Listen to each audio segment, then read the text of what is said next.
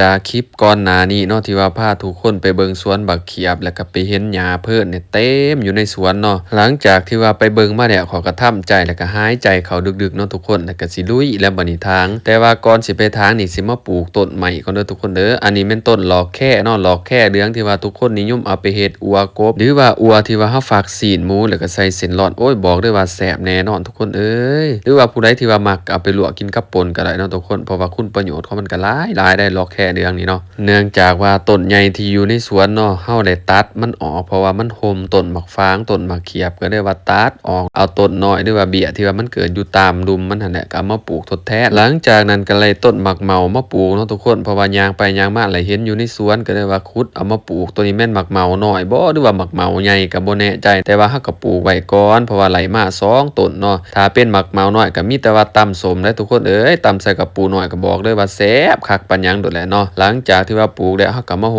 ดน้ำปลาไว้เนาะเพราะว่าช่วงนี้ฝนก็บ่ตกหลายมื้อแหละย้านมันเหี่ยวเนาะก็ได้ว่าโฮดน้ำไว้ก่อนซะหลังจากปลูกไว้เรียบร้อยเนาะทุกคนเฮาก็มาลุยนี่เด้องานหนักงานหินของเฮาเลยก็ว่าไหลเนาะหญ้าเพิ่นโอ้ยเต็มอยู่ในสวนบักเขียบทุกคนเอ้ยเนาะเห็นบ่สังเกตที่ว่าค่อยเข้าไปทางนี่แนมจนบ่เห็นอีหยังเลยบ่เห็นหอดต้นบักเขียบซ้ำเพราะว่าความสูงของมันบังใบเบิดหลังจากนั้นก็ทางบริเวณทางหน้าอีเนาะทุกคนเพราะว่ามันอยากหกแน่แล้วก็แถมยุ่งหลายพร้อมตัวนี้สิเป็นบริเวณทางนอกเนาะทุกคนเนาะเพราะว่ามันจะมีหัวกันเด้อเพราะว่าอยู่ในสวนเฮามันสิมีแบะแล้วก็มีงัวเนาะที่ว่าลูกเพิ่นเอามาผูกมาเลี้ยงใส่ในหันหลังจากนั้นเขาก็มาลุยเด้อทุกคนเห็นบ่สังเกตแนมบ่เห็นหยังเด้อต้นบักม่วงยังแนมบ่เห็นซ้ำเนาะความว่าสูงของต้นเพิ่นหั่นน่ะเต็มเบิดเนาะกับต้นแก่น้อยหลายทุกคนเอ้ยคันว่ามีคนหับซื้อหรือว่าขายได้นี่ป้าคือสิรวยเด้อทุกคนเอ้ยเนาะเอาต้นเพิ่นไปขายอยู่ในสวนนี่เต็มเบิดมีแต่ต้นเพิ่นพอแต่ฝนเช้าตกทุกคนเอ้ยก็ว่าแดดคักแดดแน่แลดจนก็โอ้ยหายใจหอบทุกคนเอ้ยเนาะทางไปนั่งไปทางไปนั่งไปจักสิได้ฮอดสายเอาแต่ว่าก็ลุยไปแหละเฮ็ดไร่ซำใดก็เฮ็ดไปก่อนเนาะทุกคนเนาะก็ดีกว่าเฮาบ่เฮ็ดเนาะเพราะว่ายังสิเข้าไปเก็บบักเขียบอยู่บัดมันสุกมันหยังหั่นน่ะก็ย้านเนาะย้านงูย้านเหี่ยวหั่นแหละทุกคนเพราะว่ามันหกแห้งเนาะ